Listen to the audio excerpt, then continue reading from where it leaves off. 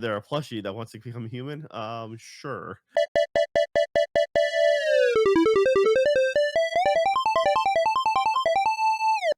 Hello and welcome to another Dead Pixel.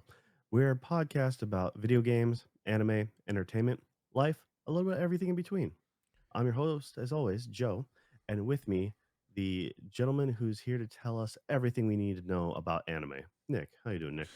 I'm doing all right. Yeah. So basically, basically everything that you need to know about anime is um, is that it is better when you're inebriated.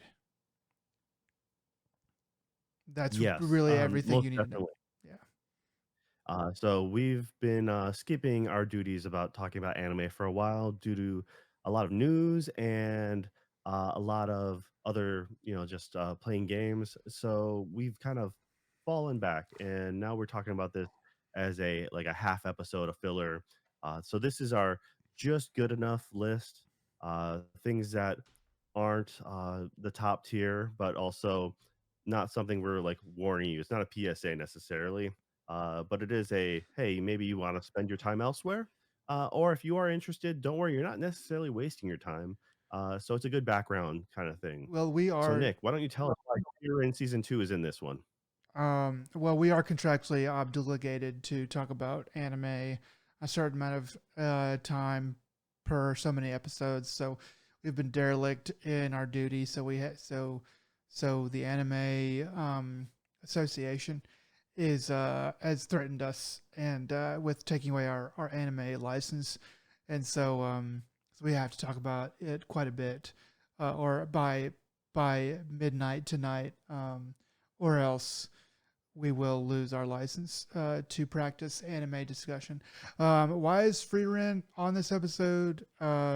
Because um, we'll get into that. We'll get into that. But mainly it's because we're going to talk about it now, and then we're probably going to talk about it again later toward the end of the season. Um, and I may have some unpopular opinions about that and other animes on this list. Yes. All right, so let's get in on this. I'm going to start off with some later season things that are just okay. At least right here, the one I bag on the most is MF Ghost. Season three, it's a safe one to say, hey, if you like Initial D, if you like the previous, or if you need a car racing fix, then this is right up your alley. The story isn't anything special. For lack of better terms, it's a sports anime. Mm-hmm. They spend way too many episodes on a single race. Uh, Not enough really progresses, just like that baseball anime where for somehow they spend two episodes on a single inning, or the boxing anime where they spend almost like half the episode within a single round of a match, and they seem to have more dialogue going through their head than punches being able to connect. So yeah, just warping time and space.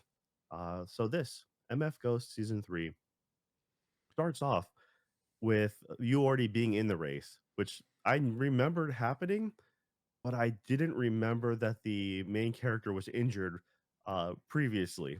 So here they are, like high tensions, being like, you know, he can't use second gear, da da da. I'm like, wait, what? And then eventually through a quick flashback, I'm like, oh, that's right, he hurt himself. He helped someone at last minute, hurt his arm, couldn't shift because of it. I'm like, that's ridiculous.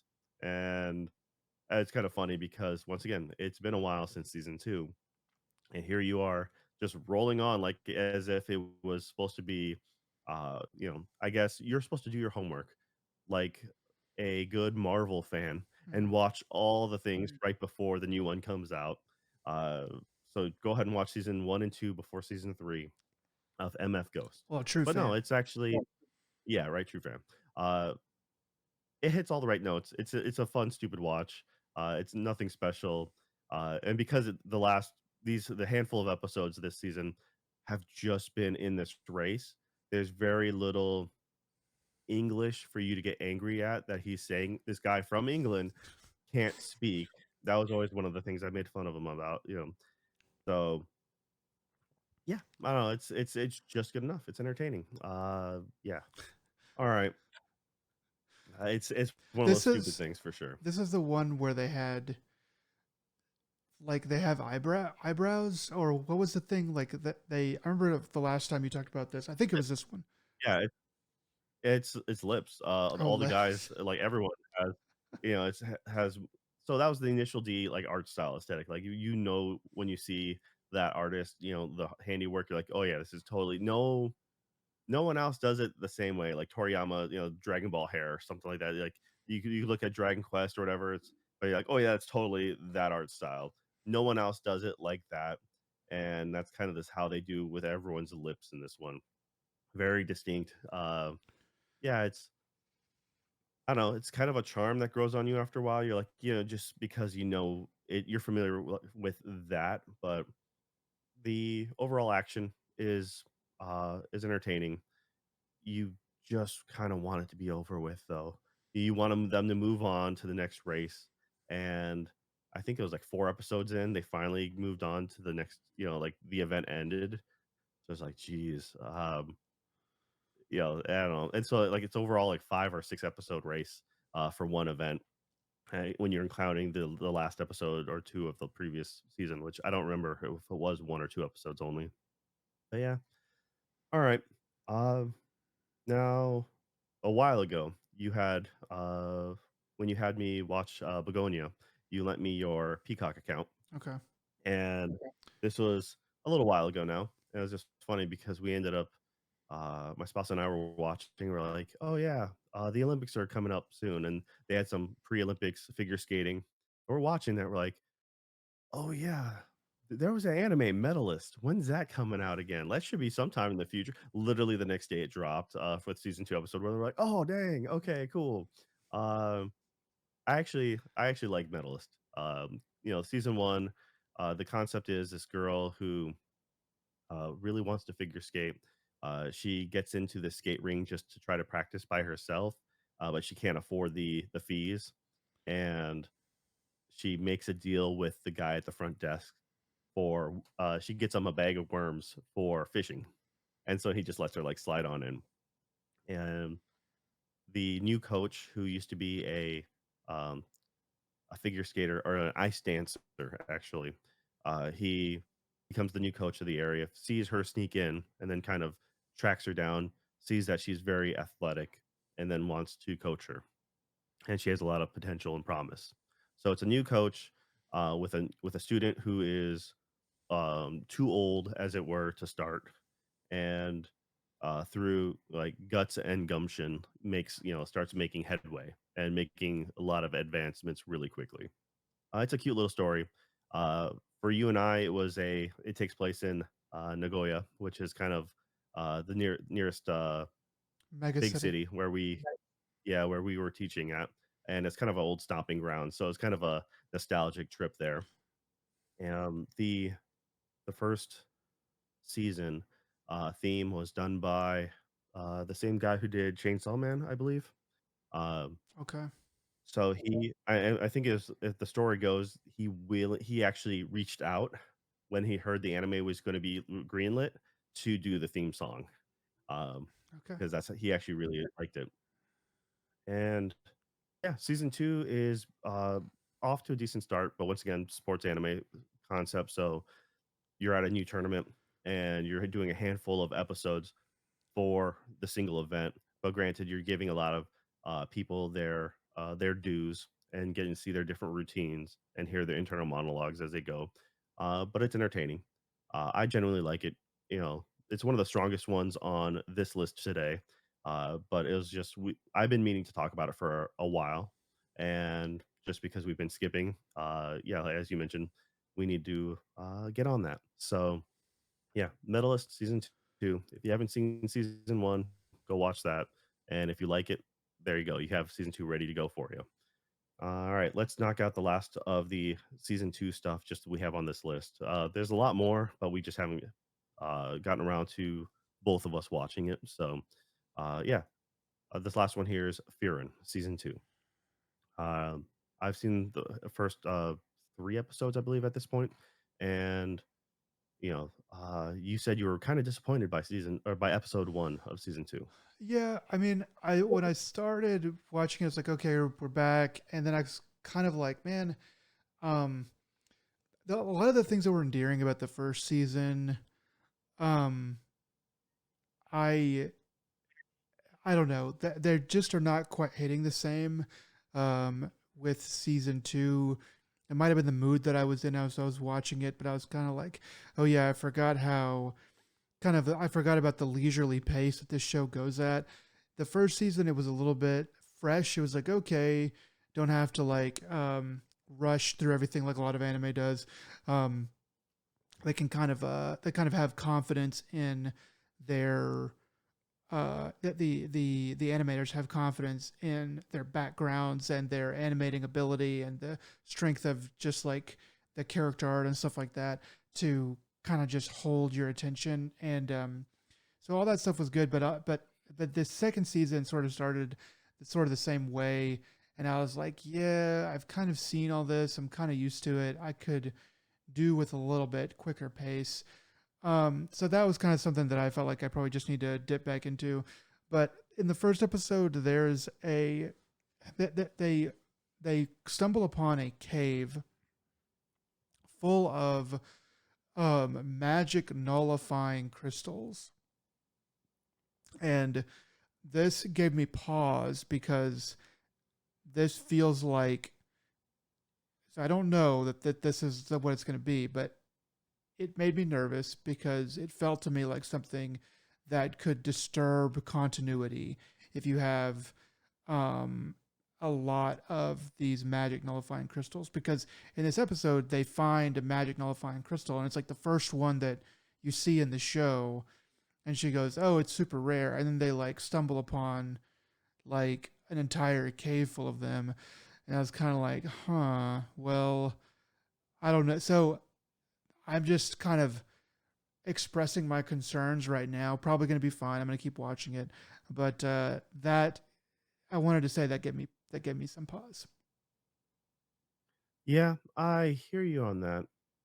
The the way I looked at it was, uh, as far as pacing goes for the overall, first handful of episodes, it's kind of pulling it back to the way the series started. It becomes, it feels like it's trying to be more melancholic, and, Mhm. kinda going back to, reminiscing about the past, but also comparing it to the present.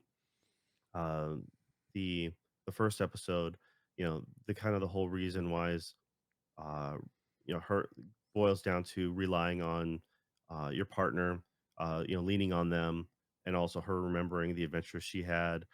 It's Fern's uncertainty and being unable to use magic, feeling scared, alone, nervous, like isolated, but then being able to trust in Stark. The Now, as far as one of the things that irritated me right off the bat is like, "Hey, we found this one single crystal in the bush. Cool. We can't use magic so long as you're like within like 3 yards or something like that." Well, I guess Stark is walking behind you all like like a surf or something like that. Just follow at a decent pace, like and then when it comes time to get to a merchant, you sell that thing and then you make bank. Done. Like, how hard is it to be just a little bit be further behind? And then if you need to, if something comes up, you chuck that crystal. Just, baseball bat it away with, the axe and you're good to go. Well, Um, that I mean, they're supposed to be super rare, and it's like, okay, in this anime, in this story about magic, where the cool thing that the story is about is the magic. I feel like the magic nullifying crystals need to be like extremely rare and like kind of easy to destroy or whatever, and only come up like every once in a while. It's kind of like kryptonite for Superman. I mean, kind of, but it's it just needs it just feels like a slippery slope. I mean, the rest of the show, the rest of the writing and stuff has been pretty good, but it just feels like it could very easily go very poorly. Um, so yeah, but yeah, like why they're kind of walking with it, and not just like kind of moving it away from them so they can, I don't know, use their magic powers without which they are basically defenseless. It's like okay, but I did appreciate that like they get at that in that first episode they get into trouble and they're being chased and they're like there's like a monster, and it's like, well, two of us can't use magic and the other one of us really isn't strong enough to just kill this thing, and so they have to run, and it's like, okay, that's something that you don't really see, I guess. I don't know, I feel like you don't see that often, where it's like, well, we're just going to do the logical thing in this anime. Usually it's like they either have to run or somebody dies first, or they have to find this somehow win a fight that they shouldn't be able to win. So I appreciated that. At least I feel like the show is still pretty smart for things like that. Yeah, the only problem I found, I mean, they answer the fact that, there's these crystals, and the reason why they're not popping up everywhere is because you can't just simply break off a chunk. Mm. Uh, Kryptonite rains down on the world like confetti in Superman because everyone seems to have a piece anywhere at any given time. Conveniently, yes. So yeah, uh, when it comes to this, is the first time you've seen a singular crystal, and then they explain, well, that's all right. There's a whole deposit, mineral deposit here. Well, you literally just broke a hole through the main road, so anyone walking can now stumble across this giant chasm. Uh, didn't cave in or nothing like that. So that's just a weird bit. Though anyone who kind of falls down that hole is pretty much doomed to die. So maybe they'll just be kept a secret that way. And since you can't just break off a chunk, you'd have to dig it up and drag it, at the hole. So, anyways, yeah, that might be used as a MacGuffin later on, as a oh no, we need to make the scene more tense. But in theory, the enemies would be using magic more or less anyway, so they'd be hurting each other, unless if you're trying to make like a prison or something like that. I'm sure it's going to come back to be very important later on in the season. Probably right there at the end, if I had to guess. Yeah, but as far as the other episodes go, episode 2, also, like I said, these are going back to slower paces. I felt like the series was slow as a whole, and I didn't mind that. The part that I actually didn't like about season 1 was the ending. I found the story being still good, but the whole school testing or the licensing exam, I felt that dragged on too much and it killed the pacing because every I was okay with it being a new story, a new little back adventure each episode uh, as they continued. But when they just stayed in one spot and were kind of just grinding away, uh, that really hurt the flow for me. Yes, the action and yes, the events were entertaining, but at the same time, I just wanted the story to continue on. And so bringing it back to season 1, like, to making it feel like the beginning of that and also just hitting more emotions wise, because episode 2 does more of that. Mm. They, without getting into spoilers or anything like that, they come to a new area, uh, kind of repeat an adventure, as it were, and you get to see a little bit more of the world building, but also understand the mindset of the people. And once again, this is all just supposed to be a nostalgia trip for Fearin.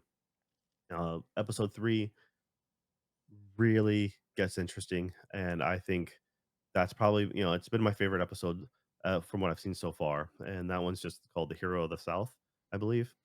Uh, Definitely worth a watch, and yeah, the that is by far the strongest from what I've seen. So, uh, not disappointed. Uh, like I said, it might be a little slow overall, but you either love or hate Fearin essentially. So you're either on board at this point or you never made it this far. So, Yeah, yeah, yeah. That's pretty all true. right, yeah, all right. Then we'll start talking about some really interesting mid level stuff. Yeah, Why don't you take it away with because I actually haven't seen this one here, the next on our docket. yeah. So the rest of these are going to be ones that are first season, and um, kind of going in like in ascending order. So we're gonna go to loosely the ones that are not as good to the ones that are maybe a little bit better.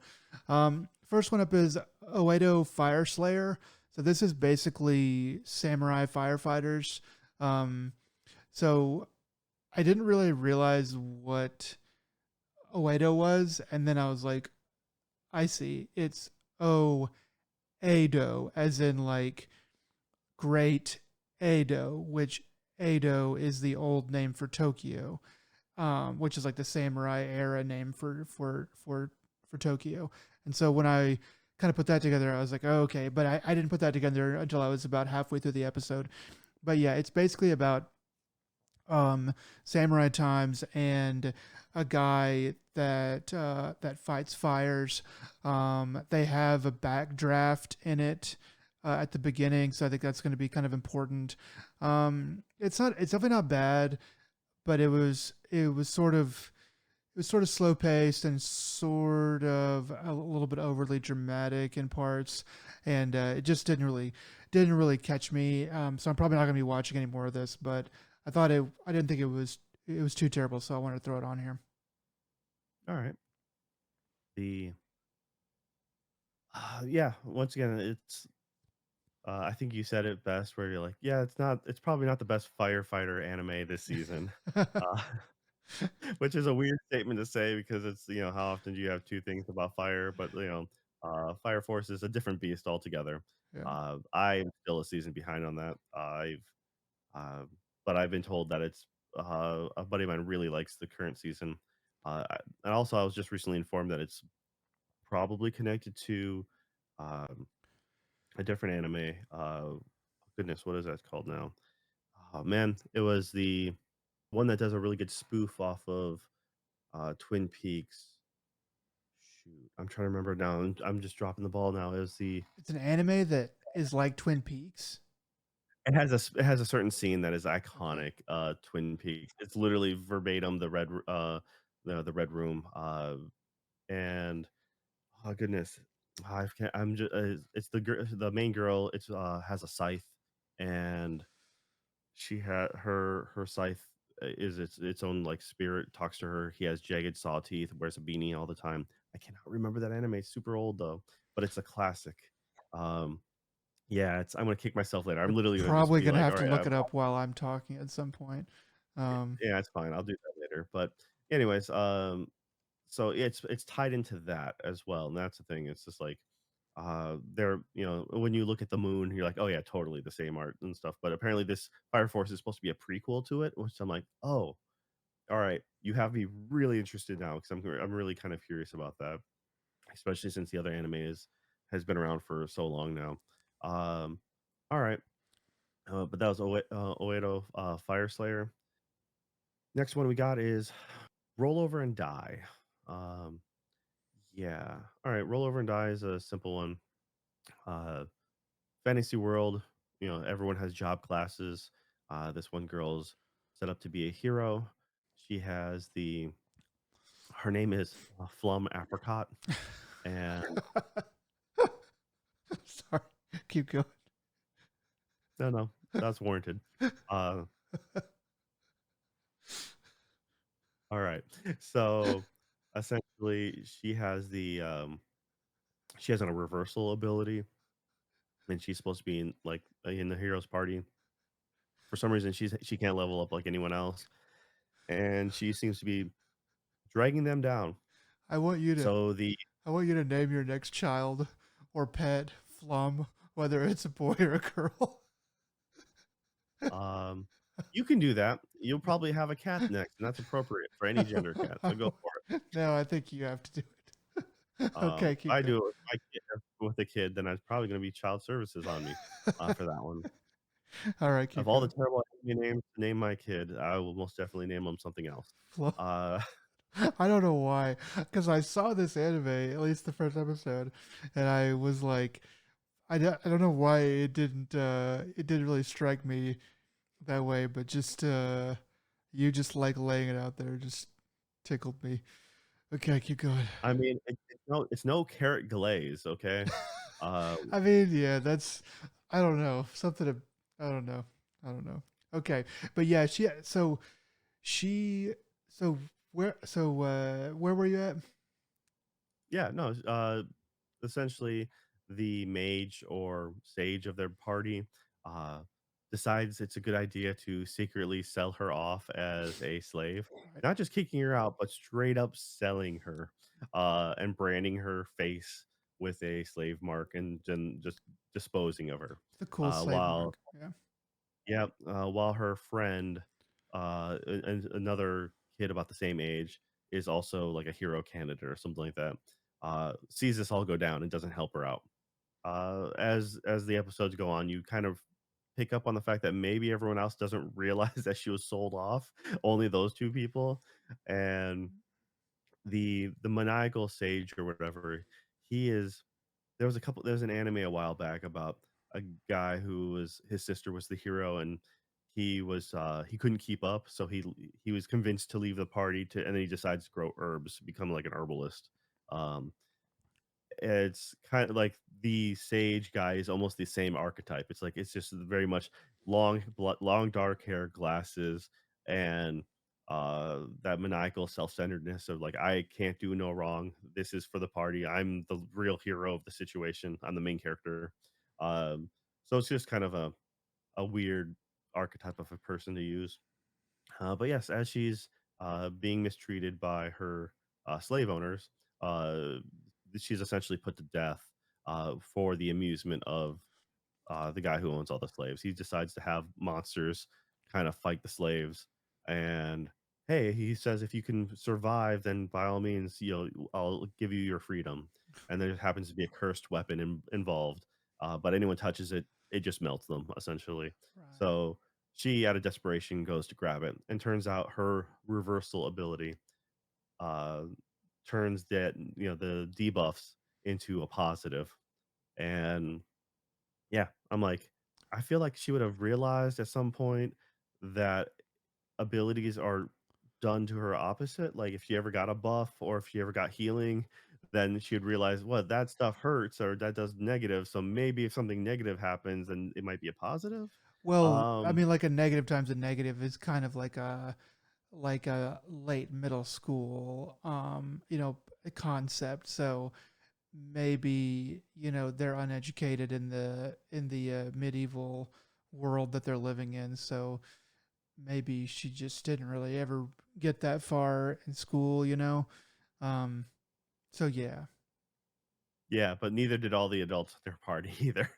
I mean, So the education was not widespread, at times in those dark ages. That's why they're called the Dark Ages. So, I mean, it makes sense, I guess. There, yeah, she ends up rescuing another person who happens to have um some sort of markings or burns or something like that, some sort of rash on their face, and so their face is all bandaged. And Flum decides to try to to be a specific hero to her, and she's like, "This is I'm living for this person slash also maybe living for revenge." Is kind of a low key goal, and it's just them going on their adventures.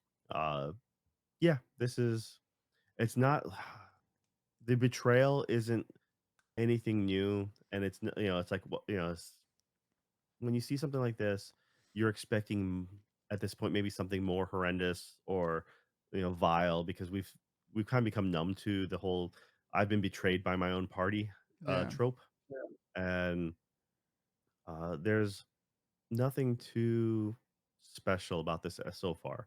I mean, it's not bad by any means, but unfortunately, it's nothing that at this current time has made it super standout. I've seen like I think 4 episodes at this point, and uh, it's background, second screen experience. That's kind of how I feel like this is. So, uh, yeah, that's really all I gotta say about it.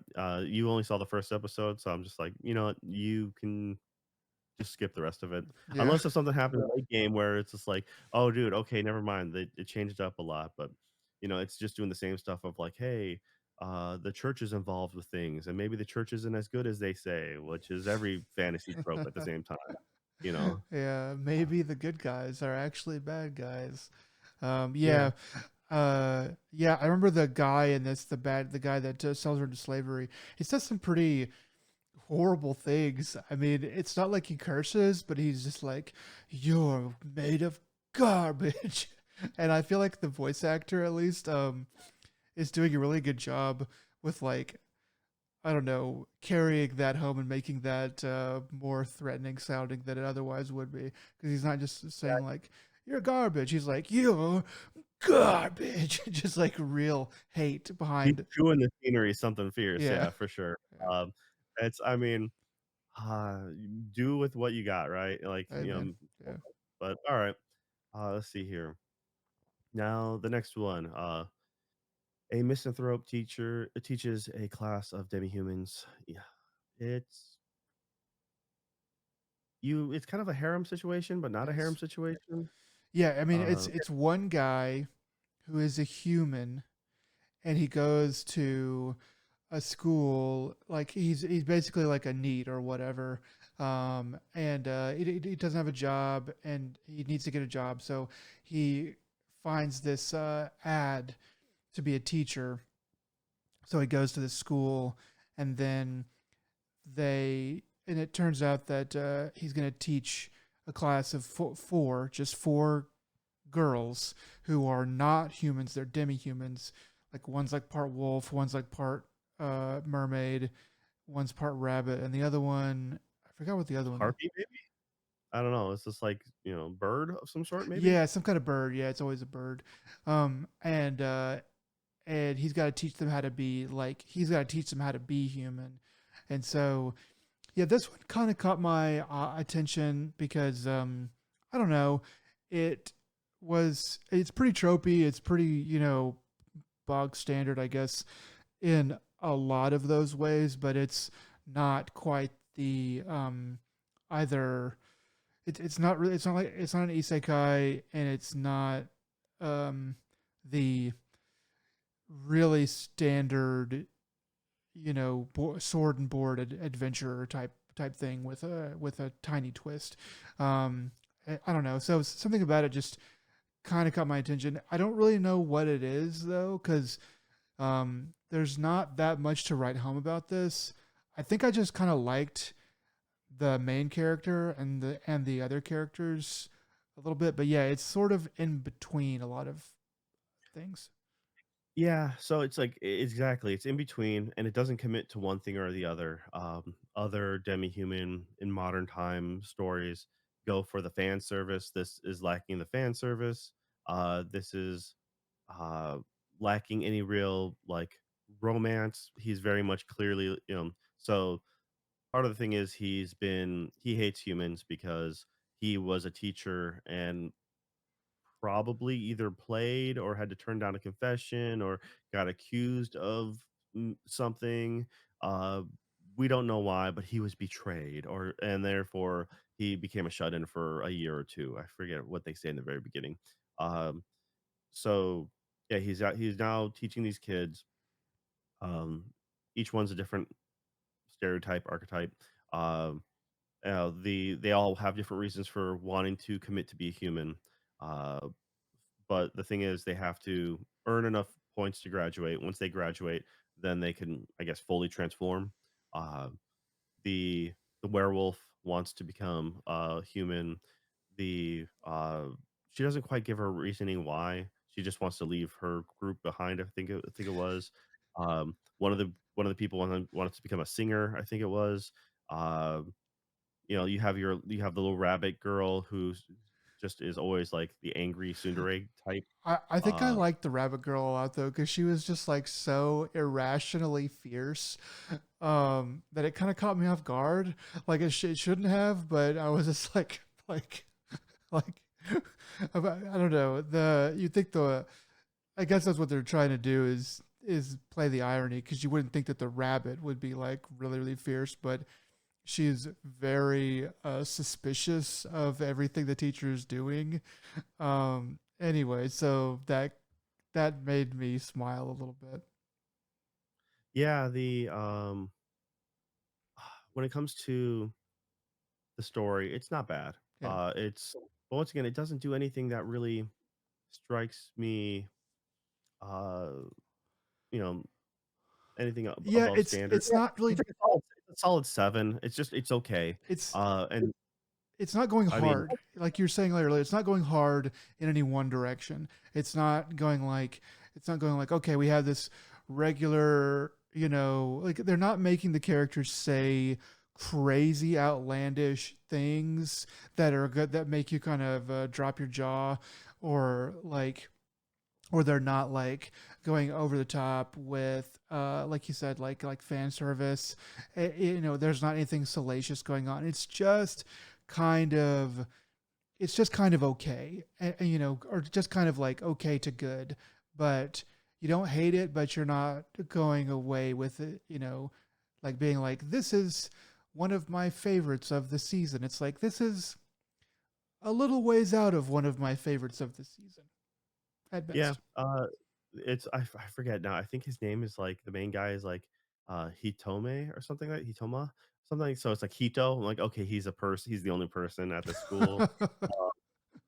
Uh, I yeah, hate it. I and then hate it so much.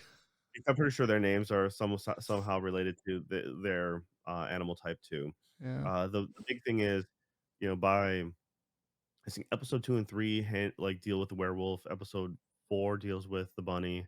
So I'm assuming each episode is just going to like go through and knock their stuff out real quick. But there's only 4 kids in the class, and then the ending clearly shows another 4 characters that they kind of zoom in on. There's like a parent. I think it looks like to be a dragon. There happens to this. I think it's a cat and a mouse, maybe, and then a fairy. So because they actually pause on them for a significant amount of time at the end of they get their own little credit ending credit stop.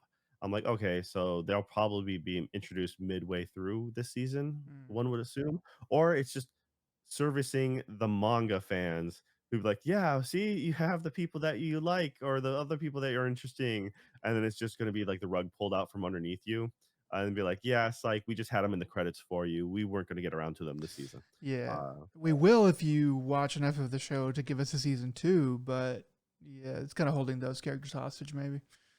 Yeah, all right. But yeah, once again, it's by all means, I wouldn't stop anyone from watching it. But I necessarily wouldn't go out of my way. Uh, because like, it doesn't have a singular point that's its strong suit, but Yeah. it doesn't really have any big weaknesses either. Uh, so usually this kind of show targets the fan service to sell the most merch is essentially how it rolls. It's just like we're having all these different types of characters, so we can sell all the pins and standy, little standing figures and stuff like that. Yeah. So, all right. Let's see. You have nicely put into a little isekai block. So yeah. Why don't you take a So yeah, I like to keep all this in a pin. Yeah. So first up, these are three isekais that are going on right now. First one is the villainess is adored by the prince of the neighbor kingdom. I think I got all that. So yeah, so this one it starts out with a girl who tells you that she's in a video game that she loves and adores, but she's been isekai'd into this video game, and instead of being the princess, she's the villainess, and she figures out that where she is in the game is she's about to get like cast out, and so this is all in the first episode, obviously. So that kind of happens, but they do like a twist on it, and then she meets the prince of the like the evil prince of the neighbor kingdom. So sort of like her playing this like side B of the game where the villainess can find love, I guess. Yeah, so this one was one of the ones that I'm as I'm watching, I'm like, I think I know this one.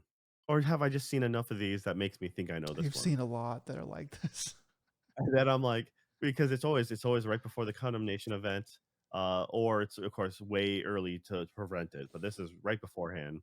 And I'm like, all right, um, just like her name is Lapis or something like that, and it's just like her she gets rescued by the neighboring king who's like Aqua Steed or something like that. I'm like, uh, man, you just love these names, man. Gosh, they're so bad. Uh, And I'm like, "All right, like, what's" I'm trying to remember, like, what makes this one special? Why do I feel like I know this one, and like, why do I know so much of it? Because chances are I've read a good amount of the manga at one point, like, through a late night insomnia-filled, like, rage. So I was like, "All right, let me see here." all As I'm going right. through His name is Aquasteed Marine Forest. All right, I'm sorry. Keep going. Yeah, yeah. Alright, man. So, once again, it's, uh the first episode's most definitely nothing to write home about. As she's being ready to be, she's being chastised in front of everyone. Uh, he comes in, says, "All right, cool. So you guys are done with, right?" And the current prince is like, "Yes." And he goes, "Cool. I'm going to propose now." And he just proposes right out. And I'm like, which is the ultimate player rebound move, by the way. You know, Oh yeah. being like, she is at her most vulnerable. Let me make my move now. You know, but yes. Uh, Yeah. Turns out, she ends up, uh, she ends up trying to sort out her feelings. She starts to, uh, figure out why he likes her. And I remember this being just kind of, it's just a cute little story, but nothing too crazy. The other twist, though, is the girl that the first prince left her for, uh, the heroine of the story. Uh, Turns out she is also, someone who's been reincarnated, and, Oh wow. Okay. so and then Prince Aquasteed, uh, the new love interest, he's actually from the sequel. So the sequel Okay. that the main girl never got a chance to play because she died before that happened. So, Mm. So she yeah, doesn't know how it's gonna go, no, basically. she doesn't know how the story goes, and you have a heroine who, obviously knows both games and is now, she believes that it's her right to own everybody because it's an otome game. Yeah, I like it. It's a fun watch. Once again, nothing too serious, but worth. I think it's kind of worth the time. Once again, these are all. I don't. There's not a lot of villainous stuff this season. Nothing. There's one other one that might count, which I haven't actually had a chance to watch yet. But this is very much safe. Uh, though the main character, next time you watch, look at her face. I just can't look at her eye, the way they drew her eyes, without thinking she's like a dead fish. Weird. I just, there's no pupils. It's just kind of like a slight change of shift of color, and I'm like, this is her face is just very, She or does this is have like a weird stare to her, doesn't she? That is kind of. I mean, it's a lot of times. Yeah, the way they drew them, it is like different than a lot of anime eyes. Huh. Okay. Yeah. all right. Now, yeah, outside of that one, let's see here. The last thing you have here is hell mode. So Wait, I easygoing territory defense and hell mode, right? Or oh, my bad, my bad. Yep, yep. so So this one I started to watch hell mode, and then I switched over to easy territory defense, and but it was like a day later, and I forgot that the beginning of hell mode was not the opening to easy going territory defense. And I was like, oh yeah, this is the one where so in hell mode, he's another neat guy, but he's like looking for like a really hard game, and he gets sucked into the game world. In easygoing territory defense, I honestly forgot where the character comes from. Um, but they are, but so, uh, but they're very similar in that easygoing territory defense. It's about somebody that gets isekai into like a newborn or like a child, and then they have like magic and they kind of start to grow up. But there's like family dynamics that from like being like a rich kid, or like a noble. But then hell mode, it's a guy, he's playing a video game. He selects hell mode, like the hardest mode, and then that's when he gets stuck in the isekai world, and he's with a family of like peasants, and he just has the power to summon things. So it's like way more. pared down and niche in Hell mode, but it's a little bit more broad and like general magicy. It's still kind of niche a little bit, an easygoing territory defense, but it's a little bit more broad. So anyway, I just wanted to draw a distinction, compare and contrast between those two very similar in my mind anime. So, as of a couple months ago, I actually was caught up with both of these manga-wise. Wow. Um, yeah, they weren't I mean, it's the how do I say it? Hell mode is kind of wild in the fact that, I honestly don't remember the beginning at all, like, the exact isekai point, and, it's just like the problem is when you read enough isekai, you just kinda blur past the first couple chapters. You're just like, "Get to the good part.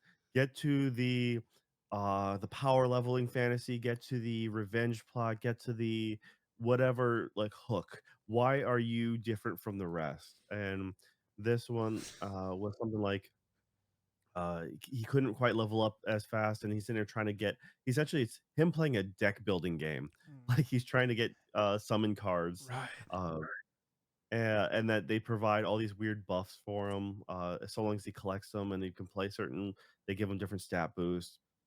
He ends up, eventually befriending, or working for a noble house.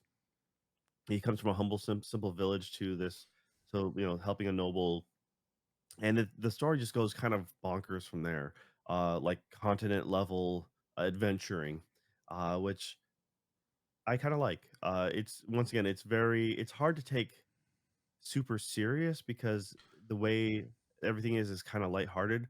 I think the dude ends up I naming his guild, his group gamers or something like that, literally.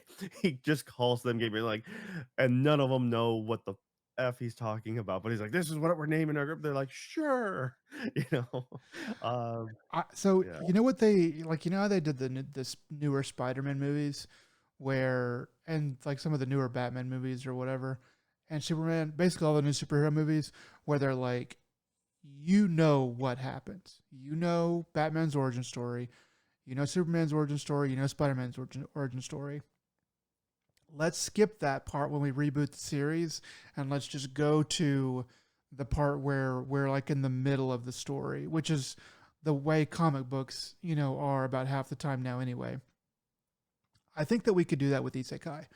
I think that we could skip to season 2 of basically every Isekai that comes out. It's like you know that they're going to come from another world or from, whatever world. You know everything they're going to do in the first half of the first season at least. So I feel like we could at least skip the first 6 episodes and probably usually the first whole season and just be right in the middle and it's like just a simple little text block at the beginning or maybe throughout like to catch you up and then we're there. I think that's my that's what I'd like to call to the floor for the Anime Society to vote on. Yeah, the AA group, as we call it. Yeah, yeah. So I can totally see that working.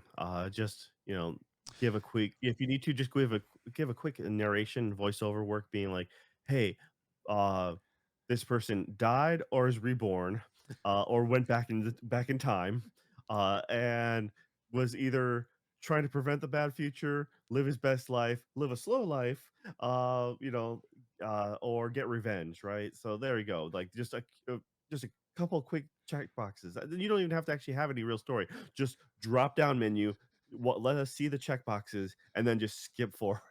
Um, I mean, they yeah, could even call it like they should just call it like Isekai season 2 and then just every season is like Isekai season 2 season 1, Isekai season 2 season 2, season 3 and it's just always called Isekai season 2 because the point of it is just to skip all of the the dumb stuff that you already know.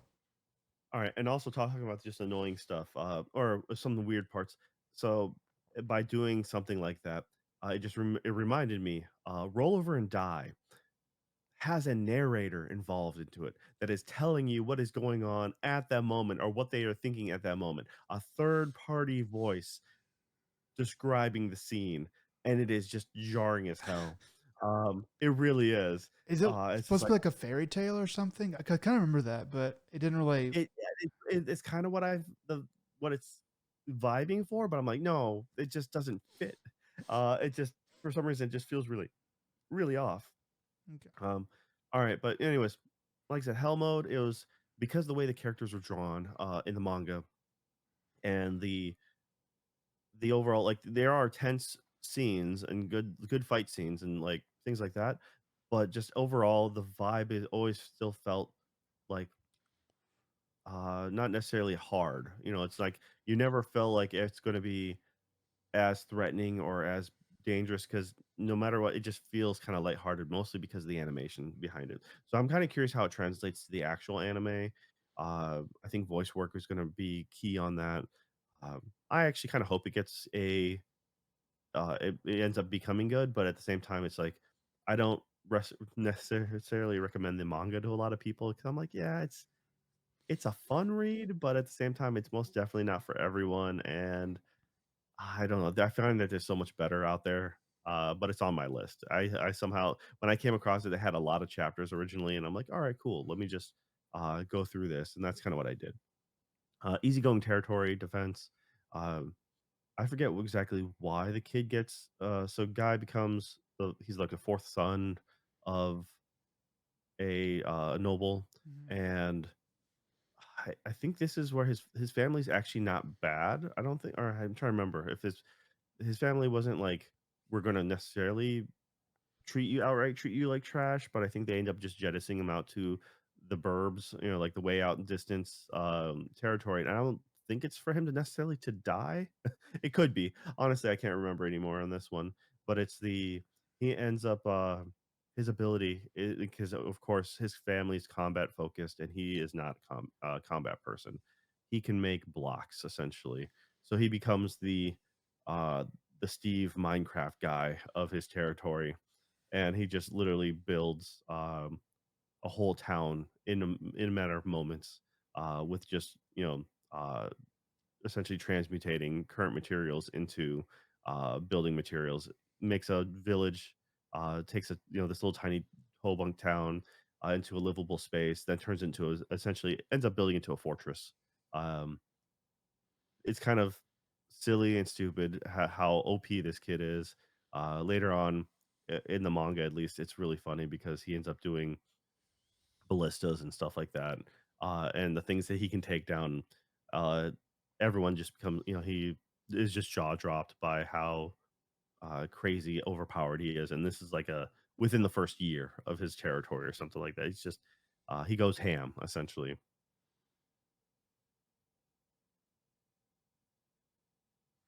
Uh-oh.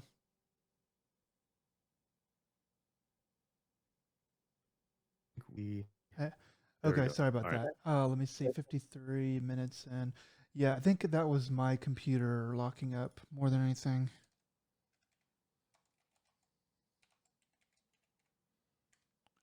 Okay. All right. So I think you finished on a good spot there. So just go ahead. Yeah. So it's once again, it's nothing special, but it's entertaining enough. And I kind of hope it gets an English dub because it would be a great second screen experience as well.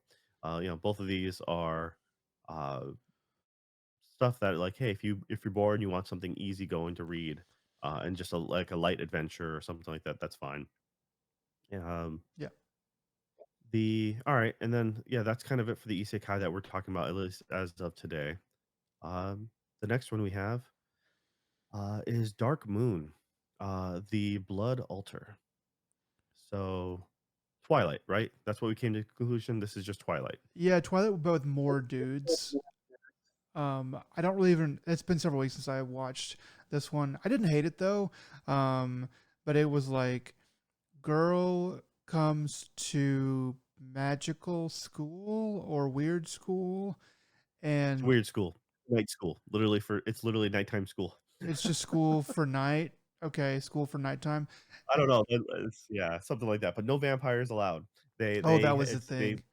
Yeah, there's no vampires allowed, so of course, literally everybody at the freaking school is going to be a vampire. So there's no vampires allowed, but then she meets. some boys pretty much immediately, and then this is what I remember of the episode. So she meets some boys pretty much immediately. She's awkward or whatever, but I don't remember if she even likes any of them yet. But then they go away and they all meet in like an attic or something, or in one of their rooms or something like that. And one of them is like, "We have to keep it a secret that we're all vampires." And I kind of just rolled. I mean, I didn't hate it, but I still kind of rolled my eyes at that point. I rolled my eyes in a good way, I guess. Yeah, because I kind of knew that was going to be coming. But yeah, I didn't really mind the art. I didn't really. It's sort of silly, but in a fun way, kind of. I don't know if it knows that it's being silly, but I found it to be silly in kind of a fun way. So yeah, that's sort of the long and short of it for me. Yeah, so the main girl, uh, the thing is she hates vampires because her best friend, was allegedly murdered by a vampire, but every scene you've seen her, Brendan, has a stake in his heart, so you're like, "Yeah, he wasn't murdered by a vampire." Mm, You got like, she doesn't realize, no one ever told her that that's not how vampires be killing people, but, and then she's been mistaken for a vampire or because she has superhuman strength. She can li right. so she can lift boulders since she was a child and stuff like that. And then she runs into the main character Coon, and she instantly gets the Doki Dokis for him. She's Twitter pated or whatever. She's just like, "Yep, that's him." First person she saw, instantly hooked. And so all the other guys there are just like um, side dishes, I guess. And they instantly like reveal all that like, oh, we all have powers, by the way. Um, like has telepathy, the other one's like one does like I think fire, one's super strength. It's just like, but instantly they just divulge like their darkest secrets to her, with the exception of being like, hey, we're vampires, and then yeah, it's a stupid show, but it's also mildly entertaining. So I've watched more episodes than I probably should. Um, because like by episode 2 or 3, they're like, "Yeah, by the way," it's probably episode 2. Like, there's another school, and these other group of boys are hunting down one of the murderer of one of their friends, and vampires killed their friends. And so obviously they break into this school to try to, confront them. Uh Plot twist, those guys happen to be werewolves, like, Yeah, then uh it really is Twilight, just more, just more. yeah, and then, she happens to, at one point, bark a command for everyone to, like, stop fighting, and because she's super strong, she jumps in between the 2 groups clashing, and everyone stops, and everyone listens to her, but yeah, also so everyone has is drawn and allured to her, without any rhyme or reason, and everyone has um the need to listen to her, and I'm like, "Yeah, this is some weak ass, plot development here." Um, but, she's the fairest of them all because we were told so, essentially, or something, I don't know. So she hasn't earned squat, but she's gonna probably be, like, queen of all the night monsters or something by the time this is done. Um, Yeah. yeah, once again, uh, it's a very But old school shoujo anime, but, like, with less real pretty boy or awkward sexual tension. Is just like half-hearted, you know? yeah, I think the reason why I'm a little bit easier on this is because it is kind of like a comedy to me. Like I don't take any part of this seriously. If I was really into shojo type stuff, like that, and I wanted it to be good or whatever in whatever way that it can be good, then I probably would be like more nitpicking. But since it is, it's a little bit. I don't want to call it a hate watch, but just like a smirk watch, maybe. Um, I think I'm kind of like it's okay. It's fine. Yeah, someone who grew up, more or less with, during the, like, Yu Watase era of manga turned anime and stuff like that, and being like, yeah, that stuff hit way harder on all fronts when it came to, like, the storytelling, and not necessarily in a good way, but it's just like, this is very much a diet version, like, so, if you want anything like this but stronger, look up the author Yu Watase, the person who did, like, Alice 19th and like Cirrus and Fushugi Yugi. Those things are like staple legends uh, for like the shoujo genre. But yeah, once again, it's not terrible. Like the production, the quality is good enough, and uh, it's plenty in English, so easy to have on in the background while you're playing something else. Um, yeah, once again, I've watched way more than I should, and I'll probably continue to watch it just to see how this train wreck goes. But I'm not angry at it. It's not like it's wasting my time terribly, but it is wasting my time no more than a rerun of The Simpsons or something. So Yeah. yeah, all right then. Let's see here. The next one here. I actually haven't gotten a chance to watch this one, so why don't you take this one away? Okay, next one is Yoroi Shinden Samurai Troopers. So this one caught my eye because it is, I think it's a continuation of an anime that was from, I think, the 1980s by the same name, or at least the Samurai Troopers part.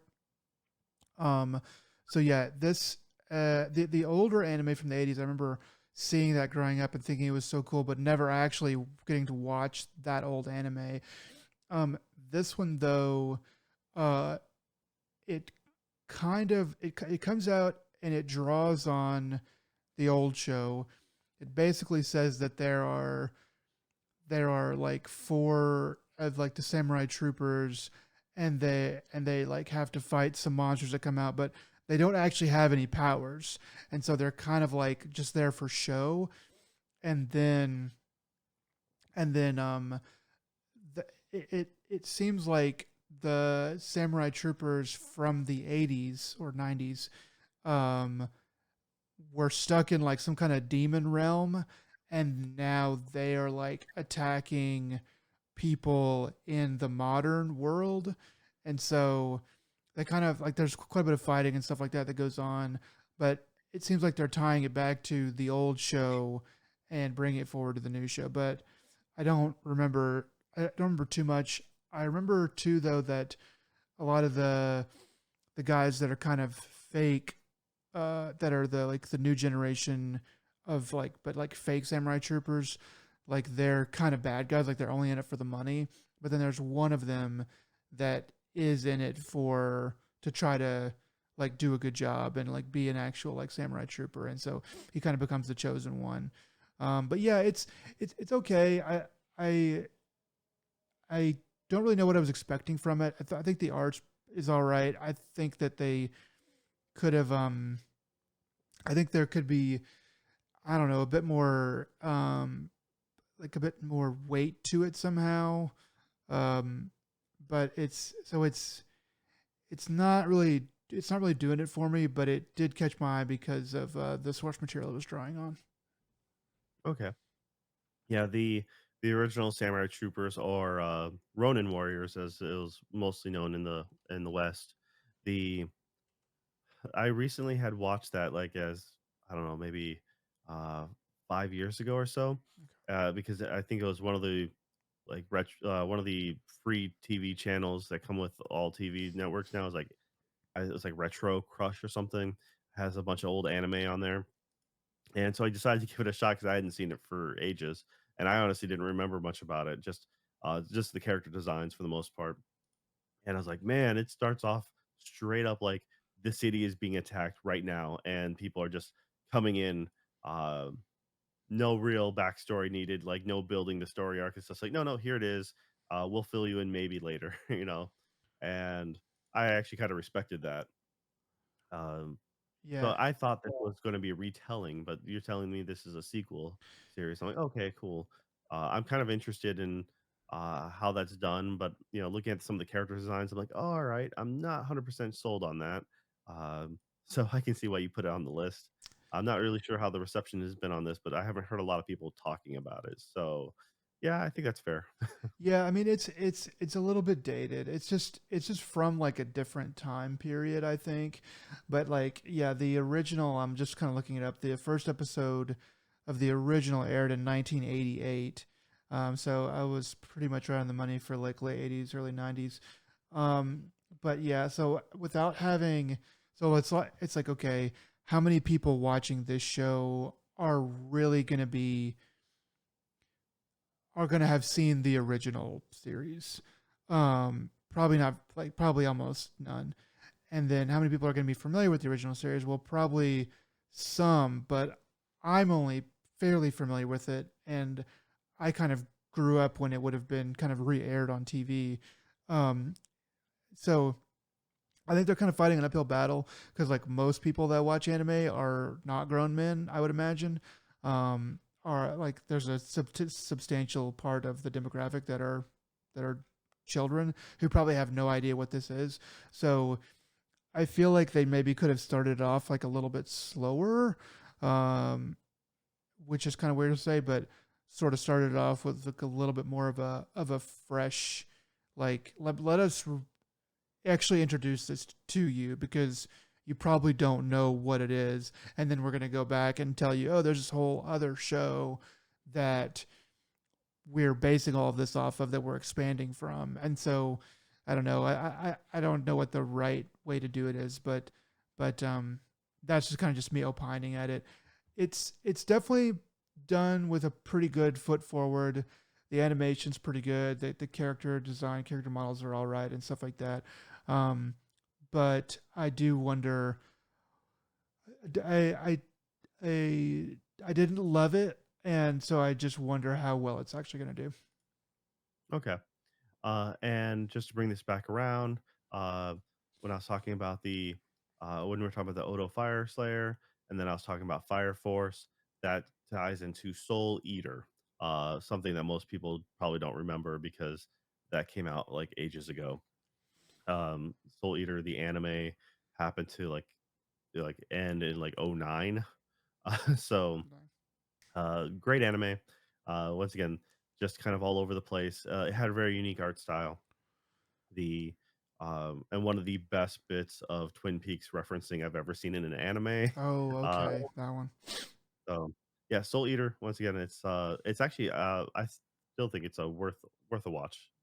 So far later, but now I'm exceptionally curious because Fire Force theoretically might be a prequel tie-in. So I'm kind of hopeful. I guess is the best way to say that. The answer to your other question about Samurai Troopers or Ronin Wars, the best way to do that, maybe not make a sequel. Maybe remake. No, like this is one of the times that something's so old. Maybe just remaking it, and then with the guise of like, hey, if this takes off, then we can continue with this type of second season. Uh, Or you could you have know, that be like a major story arc where it's like, oh, we're not the original. There's like and you could do a callback in like season 2 or 3 or whatever of that. Yeah, yeah. It's hard to say. There's when you have a bunch of people talking in a studio about the show they're going to make.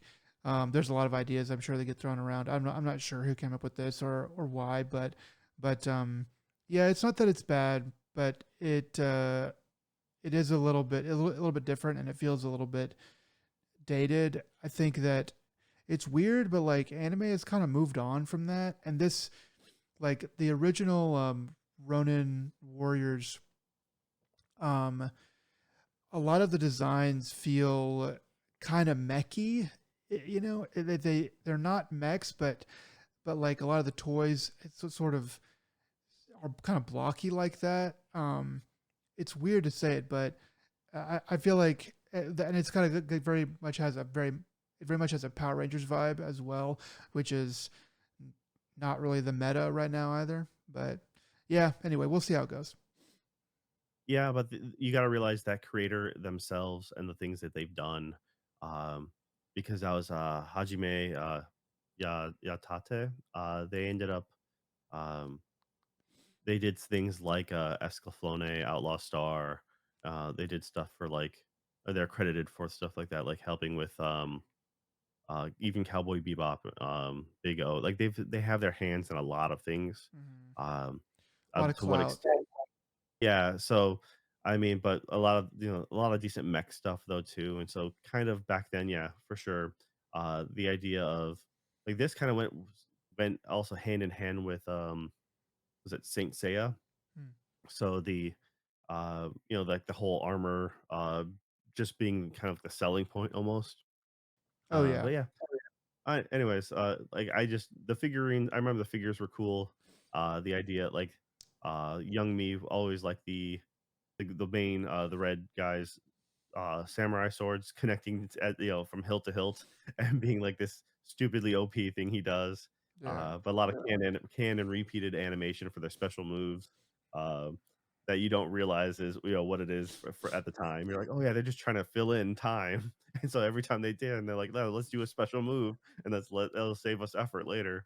But yeah, I mean, I don't know. It is this, like I said, the new series in uh or series seems to belong in this list. Yeah. All right. Um Next thing, dead account. Dead account uh story concept is what people who die, their social media accounts uh can be taken over by spirits, and therefore, in the main character in this case, he is uh, a griefer YouTuber kind of person, but he's doing this to earn money for his sister's medical expenses. And apparently, he like goes around beating up famous people, uh, and just for all the views to get the money to send her to the states for surgery. Uh, and then he drops off the face of social media, and then you find out that his sister had passed away like a month earlier when he dropped off the social media account. And his phone, he's been texting his sister, but it turns out that's a ghost or a spirit that is um, pretending to be her. And so there happens to be an exorcist to come by to try to exorcise the phone. And it's just like, all right, nothing. It's like it's a unique gimmick, I guess, but it feels just like a different version of Blue Exorcist, or was it last season or whatever last year's Togen Anki, Mhm. and but not as cool. This is not as cool.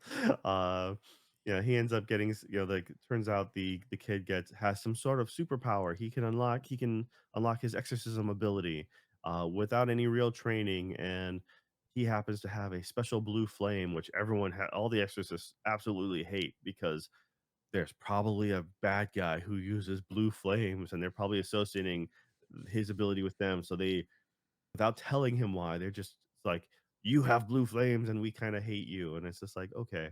Um, the comedy portion of it is, hey, this exorcism school is in a ryokan, uh, in a hot spring zone, and I love the fact that they use the word ryokan in the English translation. Wow. I'm Okay. like, Yeah. you don't even try translating ryokan to like just a hotel or like a bed and breakfast.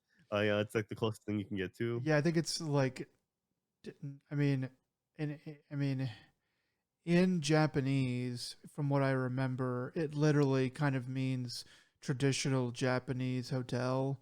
So it's gonna have like tatami and kotatsus and things like that, rather than Western type stuff. So yeah, it's funny that they wouldn't translate that.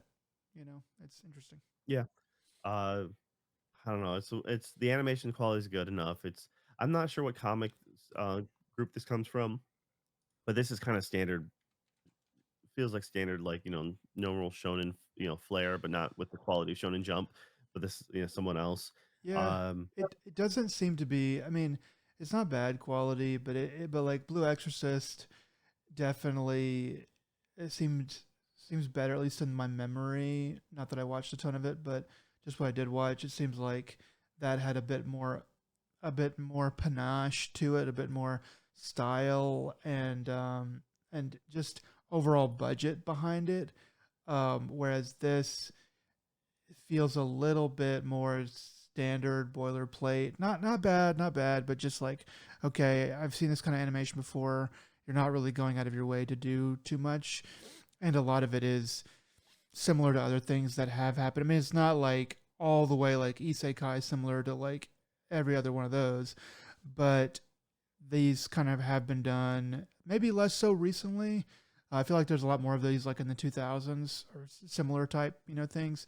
But then you also do have a lot of spirit world next to our world type stuff, like Kaisen. What's it called? Jujutsu Kaisen, and another ones like that. So yeah, it's probably gonna have to pull out some weird stops or do something in order to kind of get out of like middle tier anime. Yeah, I feel that just recent Togen Anki, like, if you like that, I mean, this is less edgier version than that, unless if they lean in more into, like, the horror supernatural aspect of it, um, because, Togen Anki was like or Anki was, more straightforward action brawler. Yeah. Um, that was, Oni's versus Momotaro group, and so destined hero people again going against their destined enemy own demons. But then the demons, a lot of them are just trying to lead normal lives, and they're just being slaughtered by these quote unquote heroes, and the heroes don't care because they just see them as substandard beings, and maybe the good guys are really the bad guys because it's like whatever, I don't care. It's just, but at the same time, the action, and animation, and quality that was good, and therefore made it interesting. They had enough unique points to it. Um, Blue Exorcist had a kind of fun world building, kind of the academy that they went to was unique. Um, I feel that once again, this dead account. Um, I don't know. This it's just the main character. He's supposed to be just a dislikable person because he made his fame and fortune um griefing people Mm. on YouTube. Yeah, Essentially is what it was. So that's the thing, you know, and it's also that he has a common anime superpower trope of being just tougher than everybody else. Like I feel like that was like the Black Clover thing is he just like worked out all the time and could just take a punishment more than anybody. yeah, but And this guy didn't work. This guy, to our best of our knowledge, hasn't worked out. But it's his but connection to whatever blue flames are. That's going to be his OP yeah, bloodline, but right? like that, like, but the first thing that he says, like, he doesn't care about how much he has to be embarrassed or like whatever he has to do to save his sister, which doesn't work, in the short run. Um, but so I was just kind of like, okay, yeah, probably gonna do the just I'm just tougher because I'm just anime tough. Beat up an a known MMA fighter allegedly, like according to one of the comments, like some other people make. Like one of his last video he made or something like that. He just beat up an MMA guy. I'm like, just like that. I'm like, okay, Well, I mean, sure, if you like get the drop on somebody, like, yeah, I mean, yeah, like you probably can. Um, Eh, but yeah, that's what they're going for. It's like, oh, he's like extra tough. But yeah. all right. What about the next one, man? Next one up, tune in to the Midnight Heart. This is really a lot like a misanthrope teaches a class for demi-humans. It is actually kind of similar in a weird sort of dumb way. So in this one, you have a dude as the main character, and you have four girls again. But this one also so this one, the guy, it's been a little while since I've watched this an episode of this, so I'm a little bit rusty on my memory of it, but the guy, when he was like in middle school, he would listen to a radio program, and he would talk to the girl apparently, and he kind of fell in love with her, but he never like saw her face or whatever. So he goes to high school, meets everybody in high school, goes to the radio club in high school because he wants to find the girl that he fell in love with on the radio. And there's four girls in this radio club. So he joins the radio club or whatever, and they immediately make him leader or something. There's some kind of like harem like tropey, like, oh, you're our leader now, kind of thing going on there. Um, but he gets like he starts to like listen to each of their voices because he's trying to figure out who it is. And I don't remember why he can't ask them like outright or whatever, but they have some kind of reason why, like, why not. and at least in the first episode, he recognizes some aspect of the one he's looking for in each of the girls' voices, but the rest of the show seems to be about him trying to figure out who it is and who it could be. And then I think you and I have some theories on what might actually happen. Yeah, so the weird part is he's listening to this, but somehow talking to him simultaneous, which I have no idea how the heck this is supposed to be done in like, is this just a shared Discord chat? You know, like a Discord version of radio? Because there's very few viewers, and a lot of times he's the only listener, so he's able to talk to them directly. Uh, Yeah, it's like some sort of like private like I don't say private, but like some sort of yeah, like open source radio kind of internet radio or something like that. It doesn't I don't it doesn't really describe it too much, but I also too wasn't too much like what that doesn't make any sense. I felt like okay, maybe that was just me accepting the intro just to let it go into my brain. yeah, no, I was most definitely annoyed by it. Uh, Mm. so, it's because it's, supposed to be the radio host, they go by the name Apollo, and Okay. Uh, one at some point, they just stopped the broadcast. So he is now, he's now in his 2nd year of school, and the school just transitioned to being like they had a boys' campus and a girls' campus, and they just merged campuses together, Okay. to become a co-ed school. Um, he then he's apparently some scion of some rich family or something like that.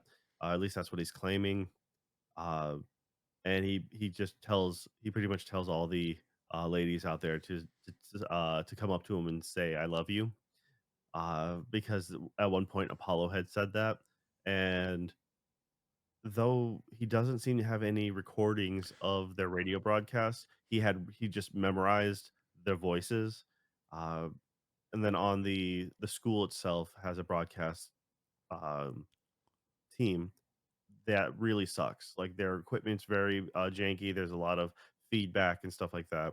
So, as he goes to confront them, he catches traces of their voices, all sounding like different parts of the Apollo's broadcast, and he then claims to he's like, "I'll help you, upgrade all your equipment to proper, you know, broadcasting equipment, if you let me join the club," and essentially, they write him down as a gopher, essentially.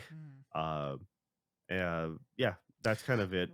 He doesn't confront them because he does confront asking if they've heard Apollo, and they all say no. And then he's just like, "Crap, I made her scared, and now she's hiding herself because obviously she's just not, So now he's trying to be covert about it after he just kind of ruined his cover. Mm. And he doesn't I don't know, the fact that he hasn't put together that it's probably all 4 of them that were together on the broadcast prior as well, who knows? Uh, yeah, it's not really anything special on the fact that it's hasn't gone anything extreme. There is some little fan service here or there, but it's not, uh I think episode 2 or 3, deals with, one of the characters who wants to become a VTube, idol, essentially, so he helps her out, with her viewer count. Another one wants to become a singer. Another one wants to become like a news anchor, a radio news anchor, and, the other one wants to become a voice actress. Yeah, they all have Uh, like some sort of audio or voice kind of adjacent dream, career path. So it's sort of all tied in there as well. But yeah, it's I don't know. It struck me a bit more than some of these others on here. I'm not sure how much more I'm gonna watch of it because there's some other anime that I think I'd rather watch in the overall, but this one is high on my mid tier list, I would say. Yeah, they do have the tropes of guy falling on girl, and then getting caught. I mean, it's I'm more curious about how this is gonna play out, because when with these kinds of harem situations or whatever, you're looking at, like, they do a lot of will they, won't they do red herrings and stuff like that, fake outs, turns out they can be like, "Oh, yeah, turns out it was, a 5th member all along, and they're no longer with us, and that's why we broke up our radio broadcast." Yeah, the You know? nice little like waste your time all season and find out there's a fifth one, then that's the actual one. Yeah, that sounds like I don't know. Yeah, the more that I think about it, the less I like it. But I might still watch a little bit of it, and then if it goes too tropey, which I'm pretty sure it will, but if it doesn't keep it keep it going, then I'll probably bounce off. Yeah, once again, it's not a terrible watch, it's nothing too but it's also nothing too deep. It's more, as I said, you just kind of figure out what's going on. You just want to see how it plays out, and that's where the mystery comes, and that's why you're hooked, is because you're like, all right, I want to see what this person's backstory is, and that's kind of the same with Mythanthrope anime Mm. with the demi-humans, because it's like, all right, well, each one of them, why do they want to be Turns out one of the characters in that Misanthrope one is a plushie, and you're like, "Oh, that's not where I thought that was gonna go." Okay, like, they're a plushie that wants to become human? Sure. So, that was a fun twist, it kept me entertained, but so when it comes to this, uh, you're just kinda curious about the characters themselves, and then, eventually after you get to know them, you're like, "Alright, you hopefully will back one of the characters, and that's the whole reason why you watch the whole show, right? There's obviously someone there you like. You know, Nick likes the bunny girl from Misanthrope. That's why he watches the whole show. That's there you go. She's funny. She's super angry all the time. Yes, that's most definitely in the Misanthrope. At least he's like, he straight up says, I'm not interested in you girls." They're like, "Well, who are you interested in?" And he's like, and he describes a little girl archetype, but it happens to be the one of the faculty members who, uh, The it's just like, and then doctor. it's like, "You are the little girls," yeah, the doctor, Yeah, but the doctor who's probably Yukiona, because she has a snowflake hairpin and pale blue hair, yeah. so she's probably that as a demi-human. But as far as tune into, the Midnight Heart, they've only really gone into depth about with 2 of the characters so far that I've seen, and, it's been okay. I'm more curious about actually 3 of the characters, they've done that kind of like, one, the musician challenged him saying, like, "You're all talk. I'm not gonna follow your training program because you think it's easy to just stand up and sing your stuff in front of everybody." Which that was kind of a boring little bit, but the other 2, the VTuber one was, entertaining-ish, and then the voice actress, the Seiryu, she was also, uh, entertaining enough because they have to play a couple in order for one of her auditions coming up, because she's never been in a real relationship. Hmm. So, all right, last one, here. Let's see. So this one actually is probably, like, it's one of the better ones on this list, much like, Medalist and Fearin. It's so I recommend this one is In the Clear Moonlit Dusk. Um, this one kind of, it's a decent, rom-com or just a romantic story in general, not really so much a comedy, but it has its moments. Um It's about a girl who has princely features. So in kind of Takarazaka style, theater, where she has short hair, she's masculine built, tall, slender, has treats everyone like fair and has that noble air about her. So all the girls just pin her to the prince archetype. Um, then she runs into the second year prince, and he is noted to be a prince because he also has good looks, but is also supposed to be from a rich family. Um, I don't know why he seems like he's just straight up the bad boy archetype from the jump, but they don't really seem to really mention that, but like at once in the beginning. It's But yeah, he literally runs into her, and goes like, "Wow, you're really pretty." And then he thinks he's a boy, like, "Oh yeah, but you're a guy, right?" And then doesn't realize it's a girl until like a bit later. So yeah, It's the open shirt. That's why he looks like a bad boy because he has a open collared shirt with an undershirt. But yeah, that's classic. And he's rolled up sleeves, so that's how you know he's a tough guy or whatever. and it goes against school regulations, right? He's always jumping off of things. Yeah, yeah. I mean this show it it has a pretty decent. It has a good aesthetic to it. It's pretty sparkly, but it is well drawn, and it kind of jumps into like the love story aspects pretty quickly. But yeah, like I don't know. I was kind of like, I mean, she has short hair, but maybe if it was real life, she would look a little bit more masculine. But I feel like what they're going for is that she kind of needs to look feminine, and just kind of has like a princely vibe, I guess, is kind of how you put it earlier. So yeah, it's a like more about style, like I guess, and really they do dress her in like a tie, and I mean she wears a skirt and stuff, but she has like long like sweaters and stuff, so it's a little bit harder to tell. But yeah, it's sort of it seems like a story that's just going to be about a girl um kind of becoming comfortable in her own skin, while she finds a guy that already kind of accepts her for who and what she is.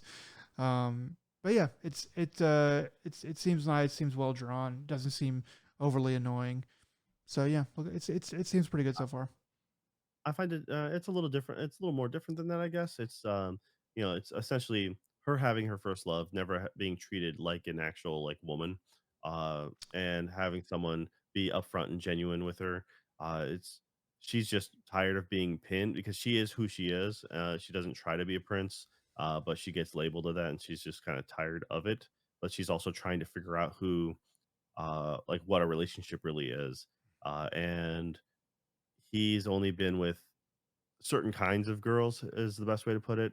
Like, so he's never actually wanted to truly he's always been, the one chased, never the one doing the chasing, Hmm. and it's pretty funny, it's pretty cute. Slight spoiler for, like, the 2nd episode or something like that, maybe 3rd, I can't remember, but she draws out a contract for them, Ah, essentially.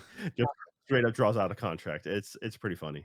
Um, yeah, it's one of those things that, uh, it's wholesome, and okay. it's honestly, it's a pretty solid one, especially since, uh, well, she's done she does a better job about being, a masculine character than, was it the other anime this season, Hanakimi, which is like, "No, that's you're clearly" it was always like, "You're clearly a girl in a guy school." Um, Yeah, I mean, much as I really like that show, it's dated as hell, but, once again, it's just like this one, at least it's like, "No, no, she's a girl, but she does a better job, being a masculine guy." I mean, it's kind of bold. Like I think it's the manga obviously came first and was a proof of concept and obviously got popular enough. So I think a lot of the heavy lifting was done there. But it is kind of bold to have a short-haired girl character that is supposed to look kind of guyish. You've got to be pretty confident in the the thing that you're going for and how to make like a lot of times the shorthand for girl is long hair. And it's not always the case, but it seems to be like the easy thing to do. And so for them to go with this, even just the mangaka, and then them people making the anime, it's tough. You got to know what you're doing, and they seem like they are so far. Yeah, it's a kind of, it's a staple for the tomboy archetype, in, a lot of manga and anime. The Especially, like I said, if you're going with the princely, which is like, um, Takarazuka is a, theater troupe in Japan that does, all female cast, so just the opposite of, like, the old school Shakespearean cast. So the women play, uh, all roles, masculine or feminine. And they have a very big following in as like a popular thing in Japan. The fans are immensely strong, willed. And then when it comes to uh this character, it's just kind of funny because I did realize I'm like their school uniform is just really weird. I'm like, how do I draw like, I wanna get away with minors, like, underage girls being in an office uniform.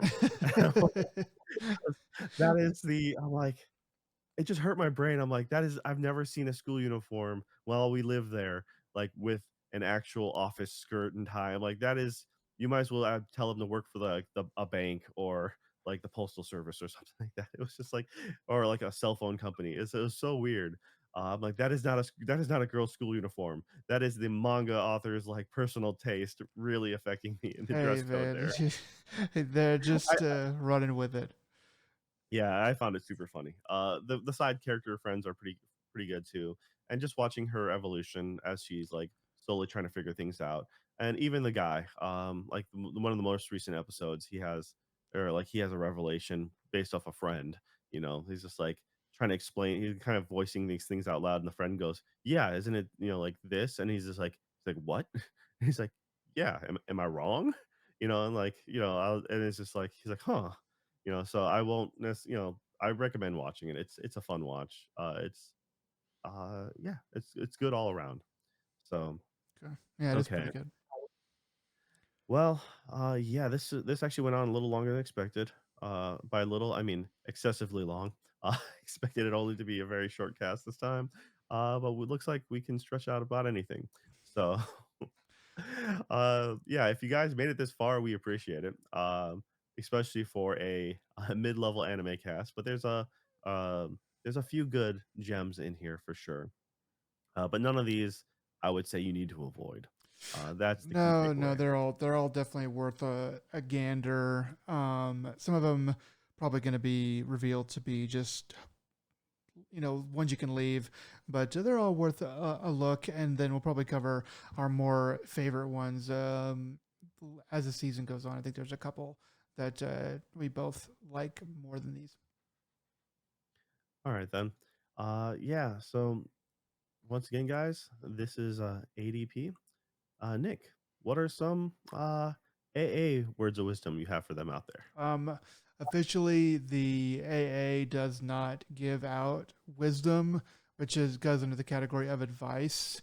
Um, but one thing that it does say on over the door is of the AA is abandon all hope, ye who enter here. Okay then. Well, if you made it this far, once again, you guys, thanks a lot. Y'all take it easy. Bye.